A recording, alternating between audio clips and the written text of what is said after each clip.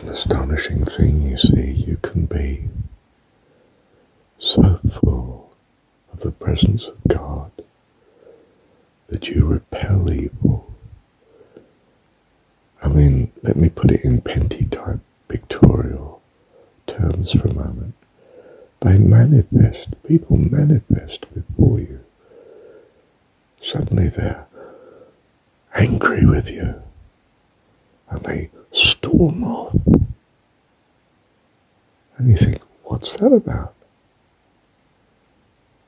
You know, you're not responding, you're not. It's as if they want to fight with you.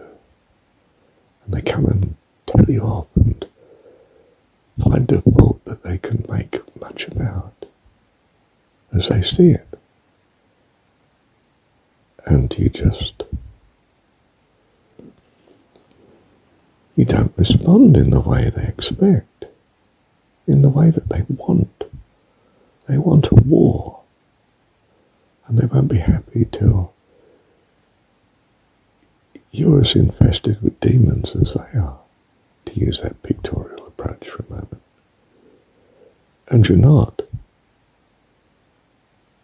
You just respond with no response, or worse, some sort of blessing and kindness and tolerance. You don't receive it. You just don't receive offense. And they just freak out and freak off. And the rest of the onlookers just think, what's that about? And the onlookers that are godly, and even those that are not, well, dare I say it, can be impressed with your behaviour, with your response. You didn't have to say anything, and you've got the victory in the room. This happened several times with me, especially with a very legalistic fellowship, Saturday morning fellowship. But to some extent, even with my Pentecostal fellowship too.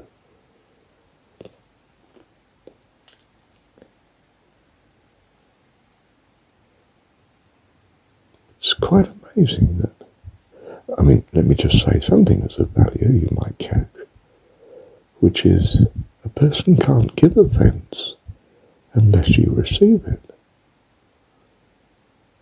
If you just don't receive the offence, you just know this person's manifesting. And if anything, you're concerned about him because he's having to live with this demon. These bad thoughts, these misunderstandings, to be less graphic. But it's the same truth that I'm saying, isn't it? Whichever way you like to verbalise it. You don't receive it, he can't give it. So he goes off, gives it somewhere else. He'll be angry with something else. It was interesting yesterday because I was in the Saturday fellowship in the morning, and there was one such a person who has been very friendly and at the same time is what the world would classify as mentally ill, and he classifies himself as having been mentally ill, possibly still suffering from it from time to time as he sees it. And you know, we were praying for him earlier because he was very upset and concerned about his wife deteriorating and so forth, and he was feeling overwhelmed. And we prayed, you know, I knelt and prayed with him, and the others were around praying. And he'd recovered. I mean, he'd recovered so much that, well, I think his demon was a bit unhappy with the situation. And he manifested with criticism to me. I'd opened the window across the other side of the room, and not much, I might point out. And we'd been sitting in this room with no outside ventilation, some, 20 of us. more than that. In this room of the appropriate size for such a gathering, with no outside ventilation for a good hour or more before I opened the window. And he suddenly stormed around with, I'm going to shut this window. You have no right to dominate, what we're doing here and so on. He's just giving voice to an antagonism that some spirited in feels, whether it's his own spirit or an invasion, as we might say, demonic. And you can, in an intellectual way, just say, well, that's just part of his mental illness that he has suffered from the larger part of his life. When you hear his background, you know why.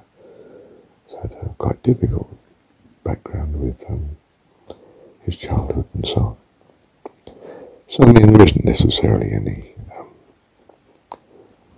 you understand the man's story. You don't reject him. You understand why he's manifesting, and in a sense you don't take it personally.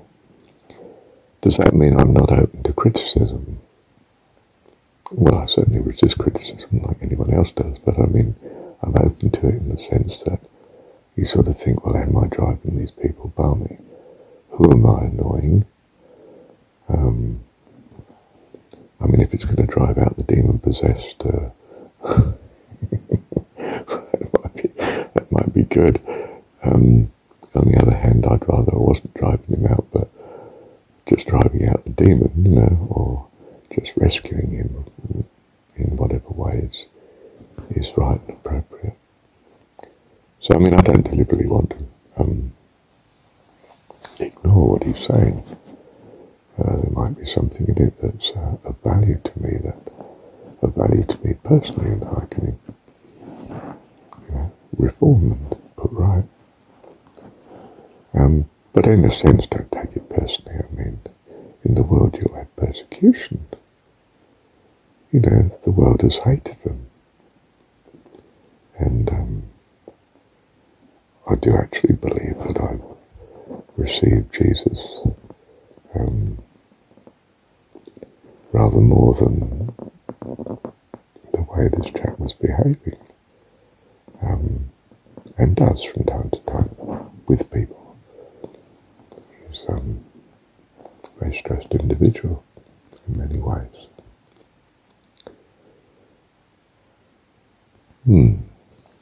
But the lovely thing to be thankful for on reflection was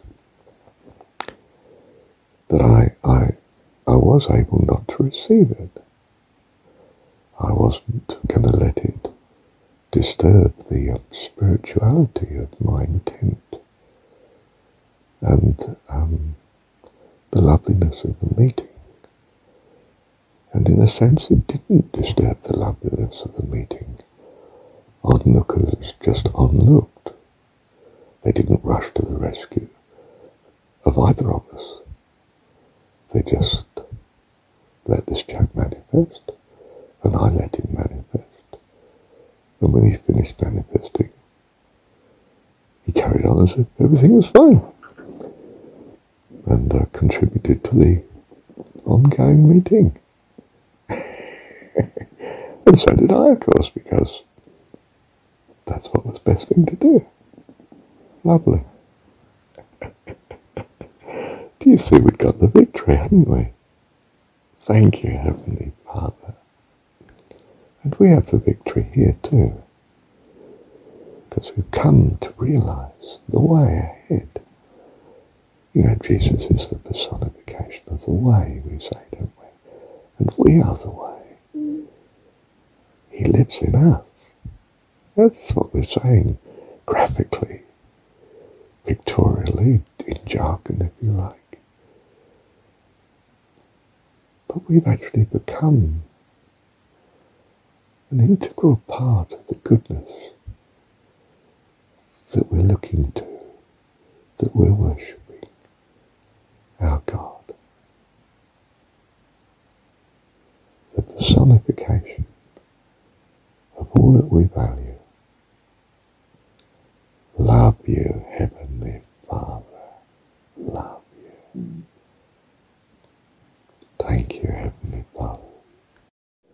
But again, I brought your mind much to what's wrong. And actually what I started with was what was right.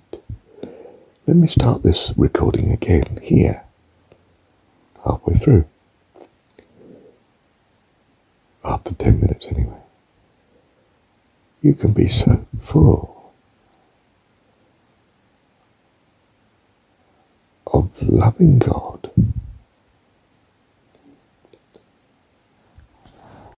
that you are a blessing wherever you are, wherever you go, and in whatever the circumstances are that are manifesting, whether they're bad or whether they're good. You find people just smiling at you, happy to be with you, pleased to see you, giving you things, being helpful, being a blessing. You're drawing the godly like a magnet. You're drawing godliness out of people you don't even expect to be godly. You are receiving the victory, not in some ghastly, frightening crusade, forceful manner, but in the presence of God in you, that people feel. You know, John 17 is about that I and you, Father, may be in them, that they may be one in us. You start to experience the consequence of this. Sure, some of the world will hate you. The world will hate you, what we call worldliness. And those that are loving and kind and godly and of peace are drawn to you like a magnet. You start to inhabit heaven here on earth. That's the loveliness. And you do experience persecution, but be of good cheer. I've overcome the world. In other words, you're not going to be crucified by it.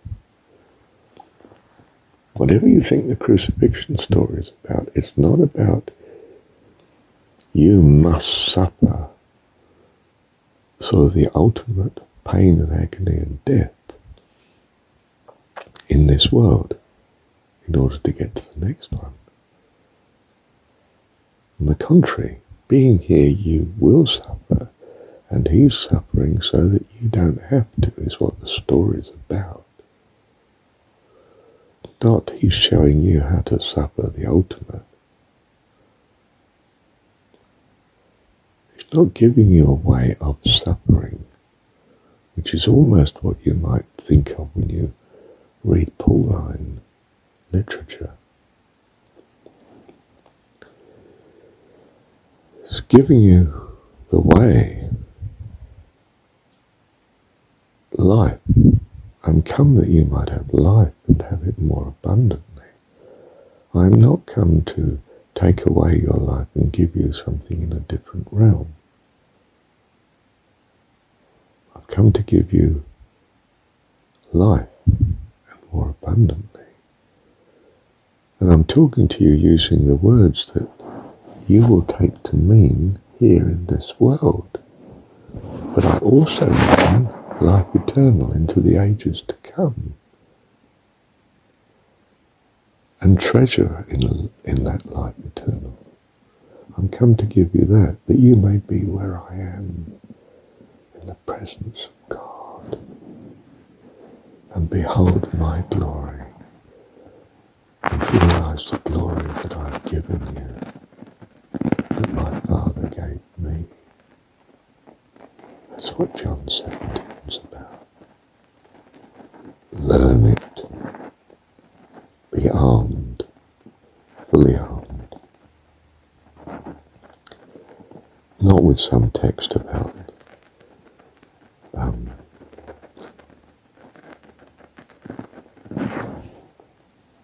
he gave his only begotten Son,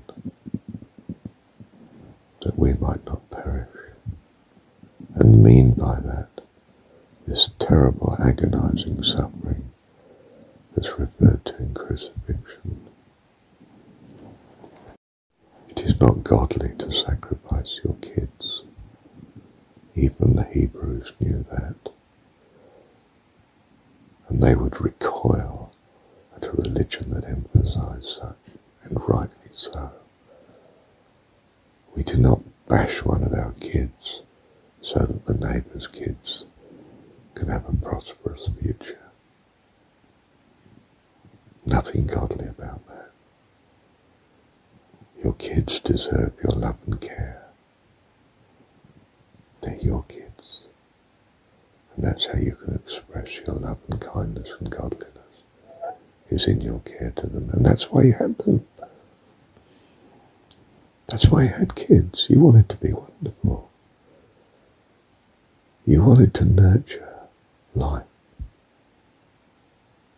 You're willing to go out and put out with a rotten job, rotten pay really, and come home and the wife doesn't even realise really just how bad your job is.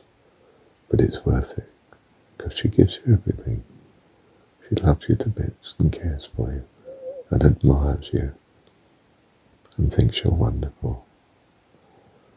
And that makes it all utterly worthwhile. That's what love is, you see. Love makes it all worthwhile. Gives meaning to life. Gives life and health, happiness, everything that you value. So we pursue love, don't we? We fill ourselves with love. Love of all life. Empathy and understanding. Concern for. Recognition of. We're sensitive to the needs around us. Utterly sensitive.